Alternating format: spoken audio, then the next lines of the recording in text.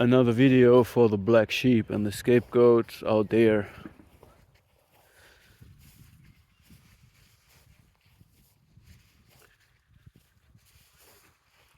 Yeah, the scapegoat. Why do people need scapegoats? As a form of deflection, right? And the black sheep is largely overlapping with a scapegoat. It's just a small difference.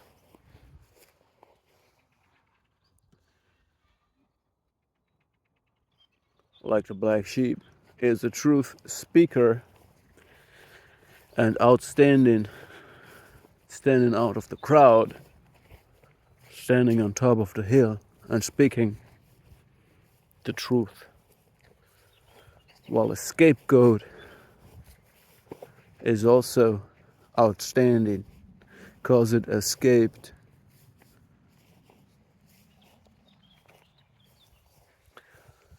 So it's basically the same. Yeah, we could talk about the archetypal difference between sheep and goat, but it doesn't matter at all.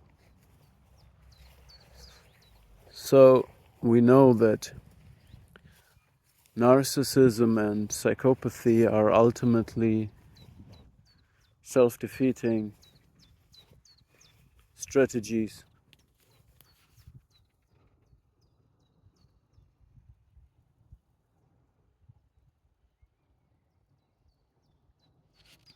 Because they are aimed in not a long term, they are aimed at short term win. Reason for this is, amongst others, that the psychopath and the narcissist have no access to their intuition and true self, collective subconsciousness, things you can't calculate, love. They also have no access to positive emotions. This is why they need to feast of other people's life force, reaction, attention, energy.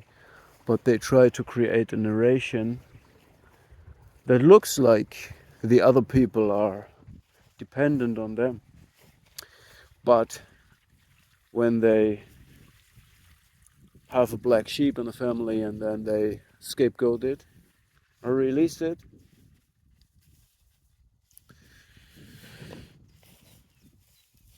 it might show that this is not the case. And we see the short term, when the scapegoat, the black sheep, leaves the family unit,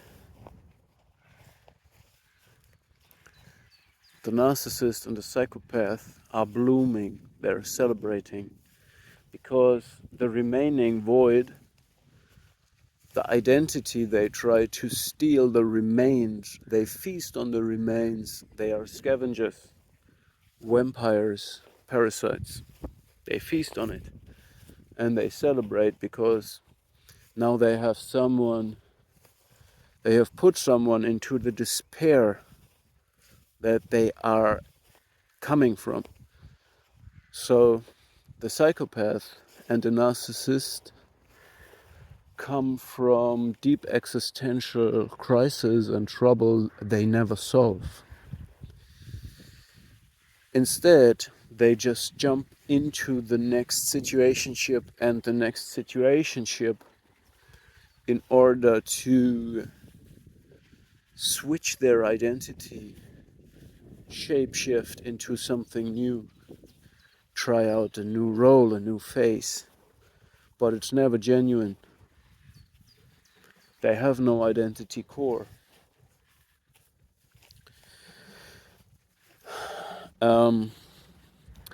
And this is why they are scavenging on the remains of the people they try to push over. And this is a short-term strategy because, especially the psychopath can be camouflaged in plain sight. They have a superficial charm. They are very opportunistic and indifferent. Not only indifferent to the well-being of others, which means they're not empathetic, but also indifferent about their supply, their food. And they're opportunistic, which means they're ready to discard anyone at any time, because the psychopath has no object constancy and no introject constancy. This means they are detached from their emotional world of everyone. They're completely detached. Therefore, the psychopath is only invested in the shared fantasy of their goal. They love their goal. And the problem is, when the black sheep, the scapegoat, is stable, more stable than they anticipated, because again, the psychopath and the covert narcissist try to put another person in the same situation that made them become ugly, toxic, and betray themselves. They're full of self-hate. Alright? And when the scapegoat, the black sheep,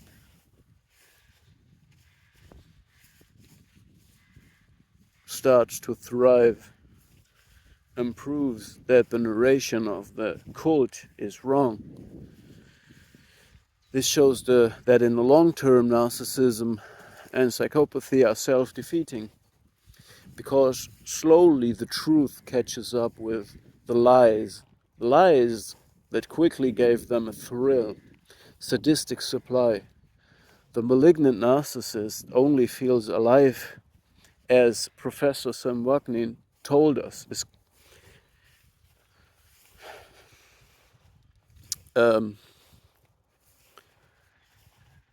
He told us that the malignant narcissist only feels alive when they can witness the despair and pain they put somebody into. But in the long term, what they do is they go in a kind of karmic debt, into an emotional debt, into an identity debt.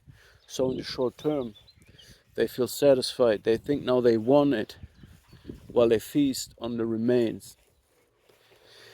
But in the long term, they double their dysfunction through this behavior, because they could have used a crisis to do the inner work, to start to reflect, to find out about their own energy and identity. But instead, they indifferently, opportunistically chose the next best situationship, jumped right in, distract themselves from everything, deflect everything on the scapegoat, and pretend to be a savior,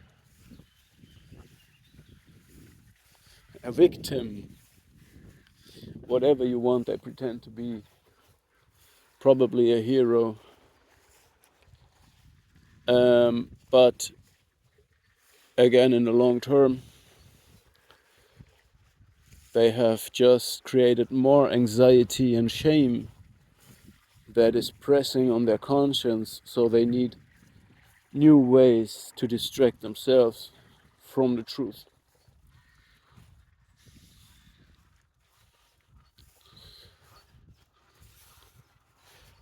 And the scapegoat, that the goat that escaped, was also planned to be a scapegoat for them, because they tried to push this scapegoat so far out of balance that it resembles their dysfunction, that it does the same self-destructive or aggressive, dysfunctional, stupid, insane behavior like them, or become depressive or manic phases, whatever.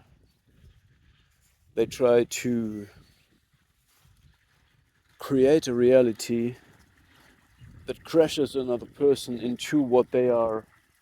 And if this fails, they have doubled their anxiety, doubled their shame, and it fires back to them.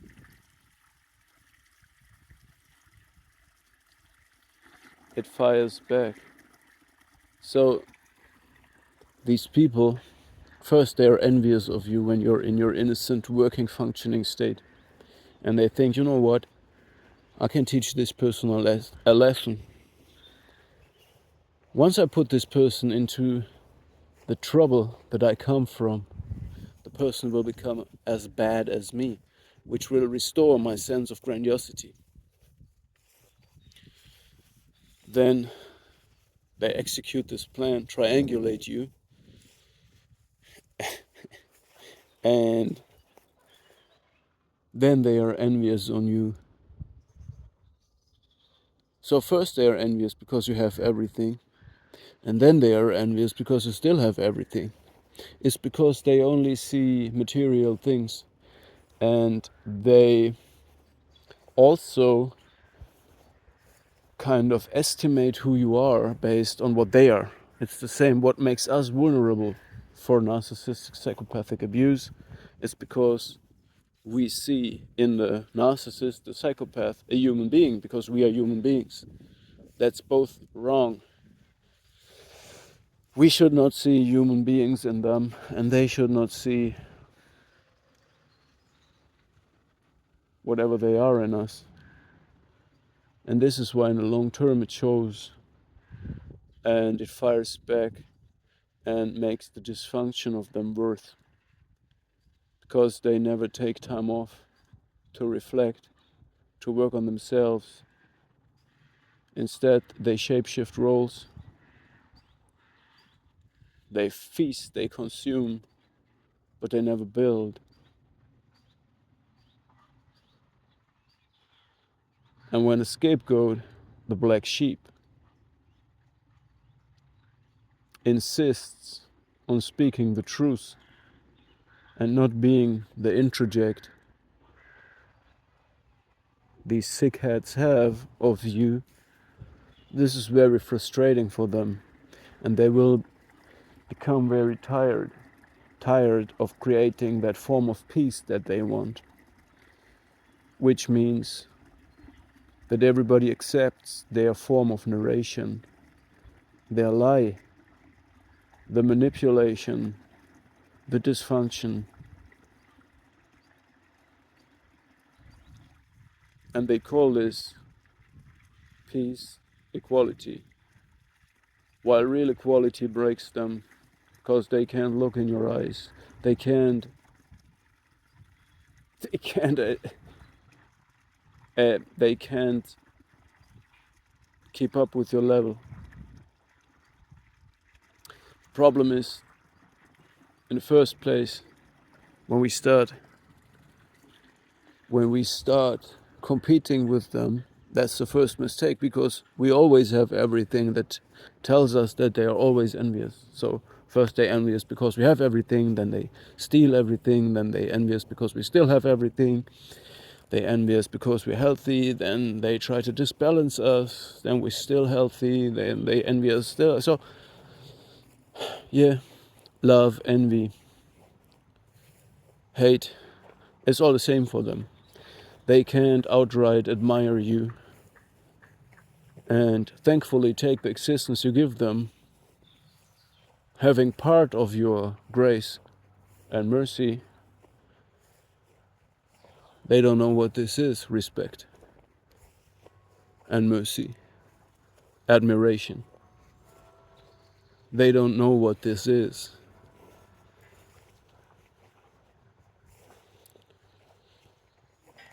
So yeah, that's the reason. That's the reason why they need black sheep and scapegoats.